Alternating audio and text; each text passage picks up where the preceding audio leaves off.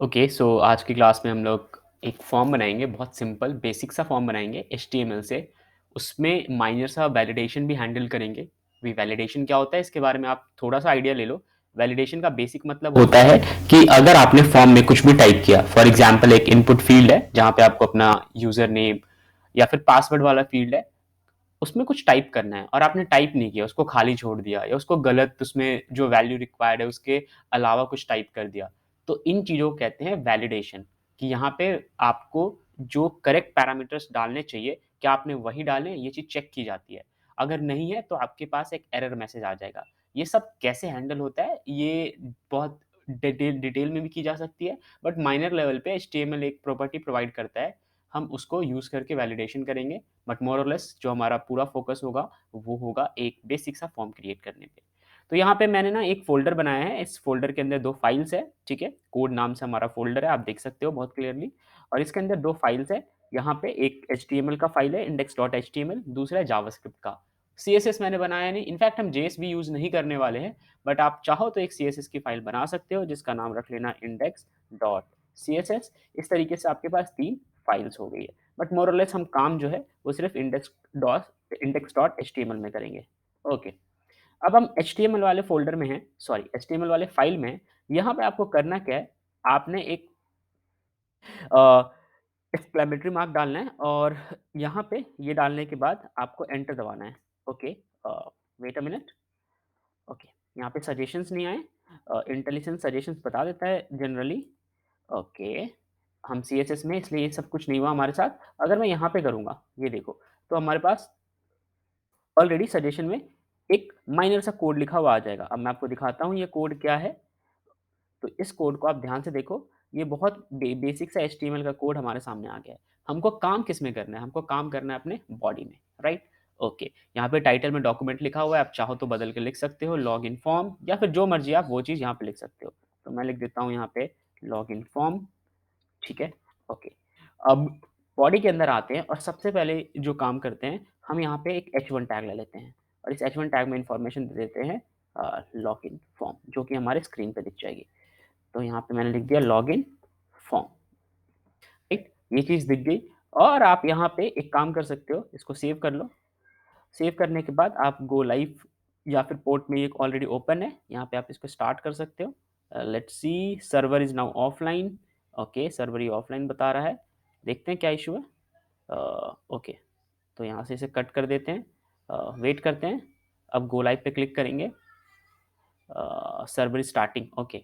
तो 5500 port number पे server हमारा स्टार्ट हो गया और ये जो H1 से हमने लिखा है ये आ गया है। अगर आपको बेसिक से स्टाइलिंग करनी है तो आप इसके अंदर इनलाइन स्टाइलिंग कर सकते हो। सीएसएस की चीज़ें हम डिटेल में पढ़ेंगे, बट फिलहाल के लिए इनलाइन स्टाइलिंग कर सकते हो आप। यहाँ पे यूज़ करोगे स्टाइल और यहाँ पे अगर आपको देना है फॉर एग्जांपल टेक्स्ट अलाइन, और अगर आपको सेंटर देना है तो आप यहाँ पे सेंटर कर सकते हो, सेव करो और वो सेंटर में चला जाएगा।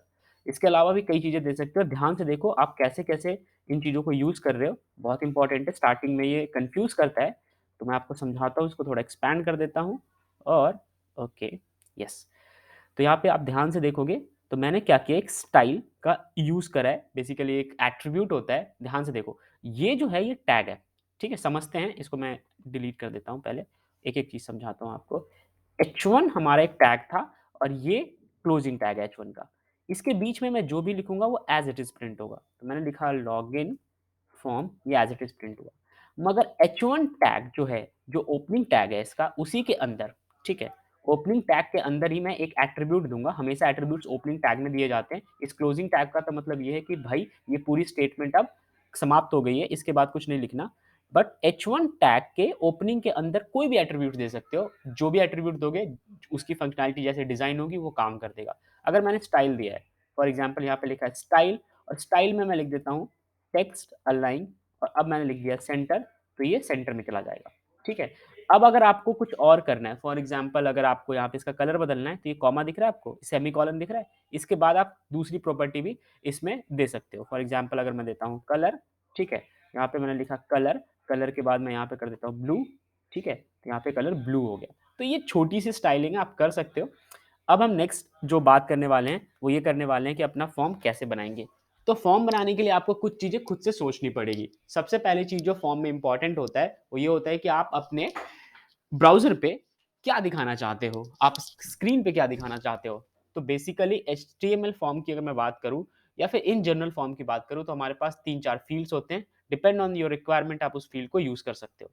तो मैं यहाँ पे सबसे पहले बनाता हूँ फॉर्म, ठीक है? एक डिव ले लो। डिव लेना एक अच्छा तरीका होता है, ठीक है? हमने यहाँ पे डिव ले लिया और डिव को क्लोज़ कर दिया। इसके अंदर एक फॉर्म ले लेते हैं। अब ये सब क्या ले रहे हैं? ये सब हमारे पास टैग्स हैं। ये फॉर्म टैग, ये क्लोजिंग फॉर्म टैग। इसके बीच में मैं यहाँ पे लेता हूँ इनपुट टैग, ठीक है? अब देखो कुछ टैग्स हमारे एचटीएमएल में ऐसे होते हैं जिनके कोई क्लोजिंग टैग एग्ज़िस्ट नहीं करते हैं, ठीक है? तो यही इसका ओपनिंग और क्लोजिंग बन जाता है, एक ही टैग से हमारा काम चल जाता है। आप यहाँ पे करोगे स्पेस बार दबाओगे और इसके बीच में जो भी कंटेंट आपको लिखना है आप यहाँ पे लिख सकते हो। चाहे तो आप इसको एंटर करके नीचे कर दो और अब आप यहाँ पे लिख दो, एक ही बात है। अब इस इनपुट के अंदर मुझे सबसे पहले लिखना है टाइप। ये इनपुट किस टाइप का होगा? देखो ध्यान से अगर आपने स्क्रीन पे एक चीज़ नोटिस करी हो, मैं इसको डिलीट कर देता हूँ। The moment you make a input tag आपके पास एक इनपुट बॉक्स आ गया। अब ये किस टाइप का होगा? क्या इसमें आप रिसीव करना चाहते हो फ्रॉम यूज़र वो आपके ऊपर है। तो मैं अगर इसका टाइप डिफाइन करूँ तो मैं यहाँ पे लिख देता हूँ टाइप यहाँ पे टेक्स्ट, ठीक है? तो यहाँ पे मैंने लिखा टेक्स्ट, ये टेक्स्ट हो गया। इसके अंदर टेक्स्ट वाली चीज़ें जाएँगी, ठीक है? ओके। नेक्स्ट इसके अंदर ये सारे एट्रीब्यूट्स हैं, ये इनपुट टैग और इसके एट्रीब्यूट्स, ठीक है? पहला एट्रीब्यूट था टाइप, देखो टाइप एट्रीब्यूट और टाइप के अंदर जो चीज़ जानी थी वो हमने लिख दिया टेक्स्ट, ठीक है? अब जो स्ट्रिंग के अंदर चीज़ें लिखी होती है बदलती नहीं है, ठीक है? ओके। अब नेक्स्ट है आपका इसके अंदर एक प्लेस होल्डर, ठीक है? कि आपको इसके ऊपर कुछ दिखे तो उसमें मैं लिख देता हूँ एंटर योर यूज़र नेम, ठीक है? अब देखो यहाँ पे ये चीज़ आ गया, एंटर योर यूज़र नेम लिखा हुआ आ गया, ओके। इसके ऊपर जब भी कोई चीज़ लिखते हैं ये ओवरराइट हो जाता है प्लेस होल्डर। अब यहाँ पे बात आती है वैल्यू की। देखो ये सबसे इम्पोर्टेंट है। अब वैल्यू में मैं यहाँ पे लिख देता हूँ जैसे आप चाहते हो कि पहले से कुछ लिखा हुआ हो, ठीक है? या फिर फ्यूचर में आप चाहोगे कि इस यूज़र ने जो फॉर्म बनाया है उसकी जो भी डिटेल है वापस से इस पे आ जाए, तो ये वाला वेरिएबल कंटेन करेगा। इस वेरिएबल को हम जेएस के थ्रू यूज़ करेंगे, जावास्क्रिप्ट के फंक्शंस के थ्रू यूज़ करेंगे, बट अभी के लिए अगर मैं यहाँ पे कुछ लिख देता हूँ, ये स्टैटिक वैल्यू हो गई, मतलब जो लिख दिया वो लिख दिया। तो यहाँ पे फॉर एग्ज़ाम्पल मैं लिख देता हूँ अंकित, तो यहाँ पे वैल्यू में अंकित दिख जाएगा, ठीक है? आप इसको चेंज कर सकते हो बैक स्पेस दबा के, नो डाउट। तो ये चीज़ है, इसको मैं ज़ूम कर देता हूँ थोड़ा, ओके। तो फिलहाल के लिए वैल्यू की कोई नीड नहीं है, इसको आप हटा सकते हो, चाहे तो आप रख सकते हो, आपकी मर्ज़ी है, आप इसके अंदर एम्प्टी स्ट्रिंग भेज सकते हो, कोई इश्यू नहीं होगा इससे, कोड में कोई एरर नहीं आएगा। तो ये 3 चीज़ मैंडेटरी होती है, एटलीस्ट इतना आपको डालना है। तो अब आप देखो फॉर्म हमारा चल रहा है, फॉर्म के अंदर हमने पहला इनपुट बनाया, अब आप एक और इनपुट बनाओ, ठीक है? स्पेस दे देते हैं। अब मैं बना रहा हूँ इनपुट, ठीक है? अगेन इनपुट का कोई क्लोजिंग नहीं होता, एक ही टैग के अंदर ओपनिंग क्लोजिंग होते हैं। फिर यहाँ पे आऊँगा और इनपुट के अंदर मैं लिखना शुरू करूँगा क्या चीज़? टाइप डिफाइन करता हूँ, इस बार मैं चाहता हूँ पासवर्ड, पासवर्ड तो पासवर्ड लिख दिया मैंने टाइप में। प्लेस होल्डर में मैं यहाँ पे लिख देता हूँ, यहाँ पे कुछ भी लिख सकते हो, एंटर एंटर योर पासवर्ड। यहाँ पे मैंने लिख दिया एंटर योर पासवर्ड और अगेन यहाँ पे वैल्यू में आप चाहो तो जो भी यूज़र ने पासवर्ड डाला हो वो एन्क्रिप्टेड फॉर्म में दिखाओगे। ऑब्वियसली ये पासवर्ड है इसका टाइप तो ऑलरेडी वो एन्क्रिप्टेड हो जाएगा। वैल्यू में मैं यहाँ पे कुछ भी लिख देता हूँ। तो अगर मैं यहाँ पे लिख दूँ एबीसी तो ये चीज़ हो गई। ओके, तो इसको भी मैं एम्प्टी स्ट्रिंग रखता हूँ और नेक्स्ट है, अब देखो ये 2 इनपुट फ़ील्ड्स मैंने बना दिए, कल को ईमेल का बनाना है मैं इसे कॉपी करूँगा और सीधा-सीधा इसे मैं पेस्ट कर दूँगा और यहाँ पे मैं टाइप बदल के मैं यहाँ पे लिख दूँगा ईमेल, ठीक है? और यहाँ पे मैं लिख दूँगा ईमेल अगेन, ठीक है? और वैल्यू में कुछ भी लिख सकते हैं abc@email.com, ठीक है? ये चीज़ मैंने लिख दिया यहाँ पे। ओके। अब इसको कंट्रोल सेव कर लेते हैं। ठीक है? अब नेक्स्ट जो चीज़ है वो इम्पोर्टेंट है कि इन सबको करने के बाद यहाँ पे यूज़र से सारी चीज़ें डिटेल फिल करवाने के बाद आपने एक सबमिट भी करना होगा, ठीक है? तो मैं एक बटन बनाता हूँ, बटन और बटन पे लिख देता हूँ लॉगिन, ठीक है? ये लॉगिन फॉर्म है, साइन अप में करा सकते हो आप, ठीक है? अभी देखो इस पे कोई स्टाइलिंग नहीं है, ठीक है? अगर आप चाहो तो कलर दे सकते हो, स्टाइल अब देखते हैं अप्लाई होता है या नहीं होता है। फॉर एग्ज़ाम्पल मैं यहाँ पे देता हूँ कलर और इसको मैं अगर करता हूँ again blue, let's see, okay. तो यहाँ पे देखो जो टेक्स्ट है वो ब्लू हो गया इसका, फाइन।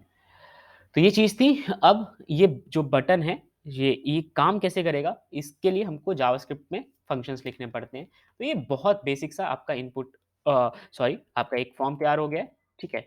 अब अगर आप इस फॉर्म में कुछ भी लिखोगे फॉर एग्जांपल मैं लिखता हूँ अंकित, पासवर्ड में मैं लिखता हूँ 1 2 3 4 5 जो भी है एन्क्रिप्टेड है और ईमेल में लिखता हूँ abc@test.com और फिर ये सारी जो भी डिटेलिंग है, ये सब लॉगिन के थ्रू पीछे सबमिट हो जाएगी बैकएंड में। लेकिन वो सब कैसे बनाते हैं, ये सब हम आगे की क्लास में देखेंगे। तो बहुत ब्रीफ, बहुत छोटा-सा, बहुत माइनर लेवल का ये कोड था। 5-7 लाइन का ये कोड है। आप इसको प्लीज़ ट्राई करना। मिलते हैं नेक्स्ट क्लास में।